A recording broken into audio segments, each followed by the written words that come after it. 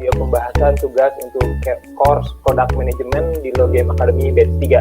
Kamu sedang menonton video pembahasan untuk chapter 2, menganalisis game dengan MDA Framework dan core loop-nya. Di video kali ini, kamu akan dipandu oleh aku M, manajer program untuk Lo Game Academy, bersama mentor Product Management kita, yaitu Talita. Kita akan masuk dulu ke instruksi tugasnya apa. Untuk tugas chapter 2 ini, peserta diminta untuk membedah game, bedah estetiknya berdasarkan tadi framework MDA, core experience-nya apa, core loop-nya, dan core mekaniknya apa. Kurang lebih kayak gitu sih tugasnya. Kita langsung aja ke si pembahasan tugasnya. Oke. Jadi yang pertama ini tugas dari Rama Yorinanda. Di sini Rama ngebahasnya cukup detail. Nggak cukup detail sih. Sebenarnya ini keren banget. Almost perfect. Kayak dia ngebedah dari tiap aspek gamenya ini, dari estetik, naratif, core experience, sampai core loop, core mekanik, udah include gambar juga. Jadi bahkan aku yang belum pernah main game ini bisa mengerti. Jadi gamenya apa aja sih, core mekaniknya gimana, apa experience yang mau ditunjukin oleh game ini sehingga user merasakannya. Ini example yang bagus banget. Yang bisa di notes juga di sini adalah di core loop, di mana dia include input output tiap loopnya. Ini bagus banget yang aku jarang ngeliat di tugas-tugas yang lain gitu. Jadi misalkan kita start dari lesson work commute gitu, misalkan ke by skill. Ternyata dengan melakukan ini itu plus addition skill, terus mengurangi skill point. Nah, dari sini kita tahu bahwa di gamenya itu untuk ngelakuin action ini kita memerlukan skill point gitu. Mungkin yang bisa di-improve dari sini cuma visualisasi dari core loop-nya aja sih. Karena misalkan ada beberapa action yang dua arah. Misalkan dari sini sebenarnya kita bisa ke sini dan juga bisa ke sini. Cuman visualisasinya aja sih. Itu tadi juga aku nyebutin bahwa kenapa ini bagus adalah salah satunya bagi orang yang belum pernah mainnya, dengan baca dokumen ini mereka jadi mengerti. Itu penting karena di real condition, kalau misalkan game designer kalau misalkan PM atau game designer bikin dokumentasi, itu untuk timnya yang bahkan misalkan let's say produknya belum ada gitu, produknya belum jadi. Kalau ini kan kita dikonstruk dari produk yang udah ada gitu. Tapi kalau misalkan in real condition, kita nge-deconstruct atau kita mencoba menjelaskan ke tim lain yang tentang suatu produk yang bahkan belum jadi. Jadi makanya penting banget untuk dokumennya bisa dimengerti sama orang lain gitu. Jadi benar-benar good job buat Rama ya. Oke, jadi dari Rama tugasnya udah cukup oke ya. Paling yang tadi ya visualisasi dari salah satunya dari core loop. Oke, kalau kayak gitu kita langsung aja ke tugas yang kedua. Udah kelihatan ya? Nah, tugas dari yang Humam. ketiga dari Humam. Jadi Humam ini ngebahas game Children of Morta. Jadi emang premium games yang bukan free to play bisnis modelnya. Menurut aku ini tugas yang bagus banget karena dia bisa membedah setiap komponennya dengan benar ya. Kalau dilihat walaupun agak-agak concise bahasanya, dia udah bisa bedain mana core loop makro dan core loop mikro. Di mana makro adalah struktur story atau naratif dari game tersebut, ada main quest, dan mikro adalah turunan dari setiap bagian atau act dari loop besarnya gitu. Dan nanti aku menjelaskan, aku buka gambarnya, cuman yang aku highlight nih dia jadi bisa ngejelasin core loop makronya tuh sebenarnya ada menyelesaikan stage, ada main quest, terus ada side quest, upgrade senjata perk. Tuh, dengan terus mikronya adalah dia dikonstruk lagi setiap bagian ini ada apa aja sih. Walaupun yang bisa diimprove dari pekerjaannya Humam ini paling lebih ini aja sih, lebih dijelaskan tiap ini kayak story condition mengalahkan boss. Nah, mengalahkan bossnya gimana, setupnya gimana, player actionnya, movementnya gimana, kayak gitu sih. Progression of play-nya itu bagaimana, game view bagaimana. Jadi itu aja sih yang tinggal elaborate. Gitu. Berarti yang untuk Humam tuh core loop-nya udah lumayan oke menjelaskan, cuman paling yang core mekaniknya belum terlalu terjelaskan gitu ya, baru ngasih poin-poin aja gitu ya. Sip. Nah, pengen nanya, berdasarkan tugas-tugas yang udah disubmit, common mistake apa sih yang dilakuin oleh peserta? Sebenarnya common mistakes-nya yang paling utama ya, yang dari tadi kita juga gitu. Sebenarnya masih terjadi juga, even di tugas-tugas yang kita periksa tadi, salah satu. Yeah. Jadi penjelasan mostly di core loop sih. Jadi core loop penjelasannya kurang lengkap, terus nggak mengikuti alurnya seperti flow gitu. Terus yang paling sering terjadi juga, peserta-peserta itu nggak membedakan mana yang termasuk core loop makro dan core loop mikro gitu. Jadi kebanyakan itu ngejelasin kayak tadi di soalnya rumahku, yang mana dia ngejelasin langsung satu game itu satu loop besar gitu ya. Padahal di dalamnya ada beberapa komponen memang. Jadi itu common mistakes pertama. Jadi kayak belum bisa ngebedain antara makro dan mikro gitu. Dan nge-visualize core loop-nya gitu. Yang kedua, banyak juga yang kayaknya ini mungkin antara salah memahami tugasnya atau salah memahami course-nya. Jadi biasanya kemarin-kemarin tugas yang masuk itu tiap game, kan kalau misalkan teman-teman ngikutin course-nya itu yang waktu bagian aesthetics ada beberapa aspek ya, yang kayak sensation, apalagi fellowship. Yang 8 jenis ya. Nah, kebanyakan teman-teman yang submit. Jadi game yang bagus tuh pasti menonjolkan beberapa bagian dari estetik tersebut. Jadi mobile game tuh biasanya fokusnya ke fellowship gitu, misalkan kompetitif atau kooperatif ya, sama challenge misalkan gitu. Nah, sedangkan yang di post teman-teman di tugas kemarin tuh kebanyakan game 1 tuh dia mencoba menjelaskan tiap aspek di game tersebut. Padahal bisa jadi game ini sama sekali nggak menonjolkan salah satu dari aspek estetik ini gitu sih. Harusnya yang diharapkan jawaban teman-teman itu adalah misalkan, oh game ini tuh dia menonjolkan fokus estetik yang ini kayak gitu sih. Common mistake yang ketiga itu masih berhubungan sama core loop sih tadi. Banyak juga yang belum mengerti hubungan antara core loop makro dan mikro apa ya. Ada beberapa kayak common ngebahas MOBA misalkan. MOBA-nya sih banyak ya, antara AOV, terus dia juga ada juga yang ngebahas Mobile Legends gitu. Padahal sebenarnya kalau misalkan teman-teman mau ngedeconstruct MOBA, core loop-nya itu sebenarnya mirip-mirip ya, semua MOBA tuh. Kayak core loop makro misalkan tuh harusnya fight, get resource-nya di sini bisa experience atau apa untuk get stronger, terus diulang lagi ke fight gitu. Nah dari situ baru bisa deconstruct lagi untuk detail mekanik fight-nya.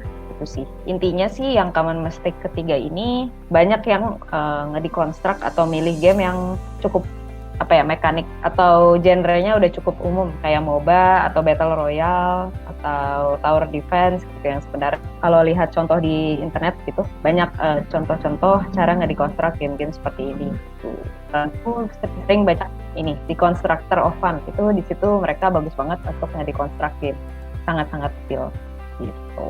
Terutama untuk game-game yang di platform mobile ya. Common mistake selanjutnya tadi sih misalkan MOBA, kalau deconstruct lebih detail lagi itu bisa dijelaskan core loop mikro atau meta ya. Meta loop di dalam loop itu kayak misalkan hero collection, misalkan di game MOBA AoV atau Mobile Legends misalkan, tanpa sadar mungkin teman-teman selain dapat EXP waktu setelah habis fight, teman-teman juga dapat koin gitu misalkan. Dimana koin itu di-spend untuk collect hero juga, yang mana ini menjadi meta atau core loop mikro. Di bagian itunya untuk menambah motivasi balik lagi main kurang lebih gitu. Oh, kalau disebutin di soal core VM ini midterm untuk loop midterm retention bagi user. Hal apa yang memotivasi user untuk bertahan kayak gitu kan. Jadi ada dua, ada yang midterm, ada yang long term. Terus kalau kasusnya MOBA lagi, misalkan teman-teman juga belum menyebutkan untuk sistem rank-nya. Jadi kayak kalau di tiap MOBA tuh kan ada sistem rank, di mana misalnya kalau MLBB sama Mythic gitu ya. Nah itu adalah salah satu mekanik yang bertujuan untuk meretain pemain secara long term. Jadi kayak sebenarnya goal long term orang main MLBB itu apa sih? Ya udah mencapai rank Mythic kayak gitu sih. Ada satu lagi common mistake yang terakhir adalah banyak banget teman-teman yang menyebutkan bahwa visual itu nomor 1. Sebenarnya gini sih, kalau visual tuh dalam arti grafik ya, visual tuh memang menjadi hal yang pertama yang dinotis sama orang ya, sama pemain di sebuah game atau di sebuah game lah ya. Itu memang benar, visual itu menjadi hal yang pertama dinotis orang. Tapi sebenarnya yang membuat orang stay di dalam satu game itu seringkali bukan hanya visual, tapi mekanik dan dynamic game itu. Misalkan apakah gamenya engaging atau apakah mekanik atau puzzle-nya itu cukup menarik bagi target audience-nya, kayak gitu sih. Jadi apakah feedback atau look atau feel dari game itu adalah itu satisfying, kayak misalkan Candy Crush, feedback yang didapatkan orang saat menghancurkan booster misalkan dari segi animasinya sangat-sangat lebay gitu misalkan. Nah itu sangat-sangat satisfying yang bikin orang datang lagi gitu. Jadi nggak mesti nggak mesti dari grafik yang semi realistik atau fotorealistik yang sangat-sangat advance gitu. Itu bisa jadi bikin bikin orang melihat game kita. Tapi yang bikin orang stay seringkali bukan hanya itu aja gitu sih. Untuk game developer harus dicatat hal itu gitu.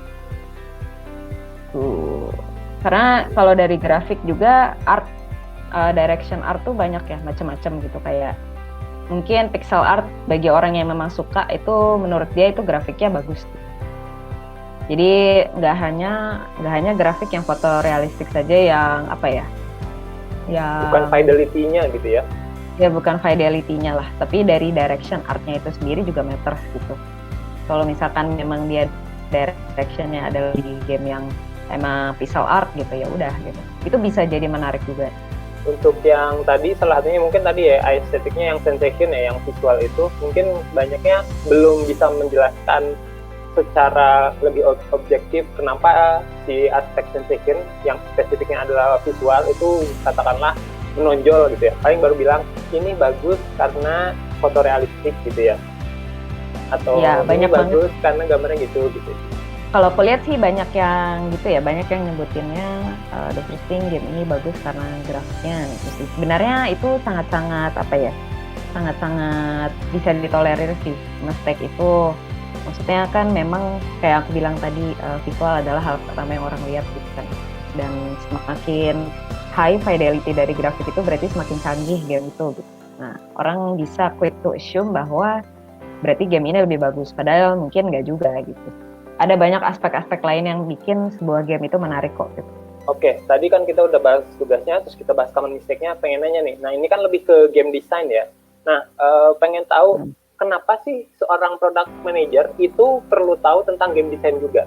Kayak mungkin sama ya, mungkin nggak hanya terjadi di game development, aku lihat juga. Maksudnya aku juga punya experience di software, misalkan software development. Itu banyak banget product manager yang juga mengerti UX gitu, UX design.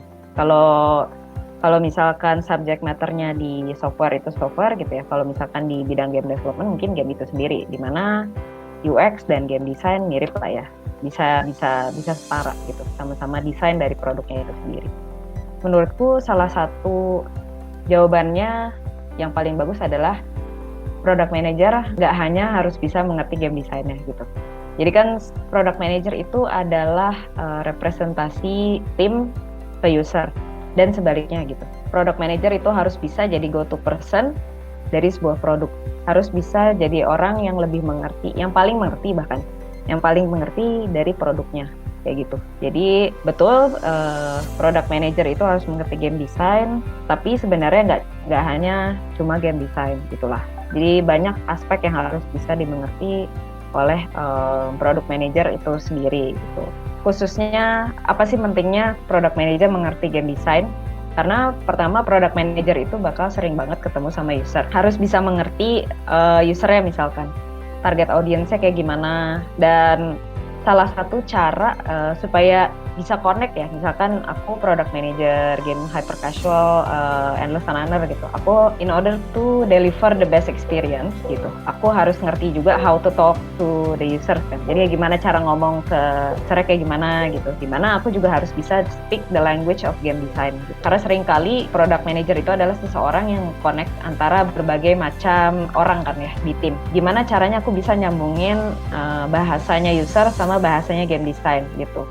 Jadi aku harus ngerti game design. Oke, jadi kurang lebih gitu ya. Karena misalkan tadi product manager kan sebenarnya role-nya mungkin ada di beragam bidang ya. Maksudnya bisa aja di game, bisa juga ada di software development, bisa juga ada di hal yang lain. Nah, dalam konteks ini kita ada di dalam produknya tuh game. Jadi untuk sebagai seorang product manager itu setidaknya bisa memahami sisi experience dari si produknya. Yang mana kalau di dalam game development itu dibahasnya di game design. Mungkin kurang lebih kayak gitu ya. Yes, betul. Jadi penting banget untuk bisa menjembatani antara user dan tim gitu. Jadi kita harus menguasai juga cara bahasa user berbicara, cara bahasa game designer berbicara gitu. In order to connect kedua ini. Sip. Itu tadi pembahasan untuk tugas chapter 2 yaitu analisis for loop dan menganalisis game menggunakan framework MDA.